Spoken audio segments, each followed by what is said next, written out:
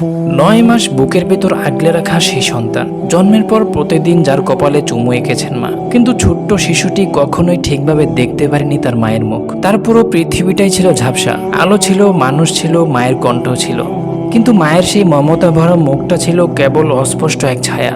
হাসপাতালের নীরব সেই ছোট্ট কক্ষে একদিন ডাক্তার তার চোখে পরিয়ে দিলেন ছোট্ট একটি চশমা। প্রথমে অবাক হয়ে চারদিকে তাকালো শিশুটি, চোখে যেন নতুন এক পৃথিবীর দরজা খুলে গেল। তারপর ধীরে ধীরে তাকালো তার মায়ের দিকে, আর ঠিক তখনই ঘটল সবচেয়ে সুন্দর মুহূর্তটি। প্রথমবারের মতো পরিষ্কারভাবে নিজের মাকে দেখতে পেরে থমকে গেল ছোট্ট শিশুটি। মুহূর্তের মধ্যেই তার নিষ্পাপ মুখে ফুটে উঠল এমন এক হাসি, যে হাসি থেকে চোখের পানি ধরে রাখতে পারেনি কেউ। সে ছোট্ট ছোট্ট হাত বাড়িয়ে মায়ের মুখ ছুঁয়ে দিল, বারবার ছুঁয়ে দেখছিল, যেন বিশ্বাসই করতে পারছে না সে, এটাই আমার মা, এত সুন্দর আমার মা। মায়ের চোখও তখন ভিজে গেছে অশ্রুতে, কারণ পৃথিবীতে একজন মায়ের জন্য এর চেয়ে বড় সুখ আর কি হতে পারে, যখন তার সন্তান প্রথমবার তাকে দেখে হাসে।